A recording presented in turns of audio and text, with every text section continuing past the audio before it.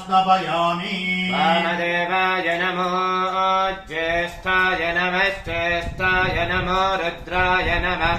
कालाय नमः कलविकरणाय नमो बलविकरणाय नमो बलाग्निकालाय कालाग्निरुद्राय नीलकण्ठाय मृत्युञ्जयाय सर्वेश्वराय तदाशिवाय श्रीमन्महादेवाय नमः आदित्यादनवामहे प्रजापतिम् यो भवनस्य गोपाः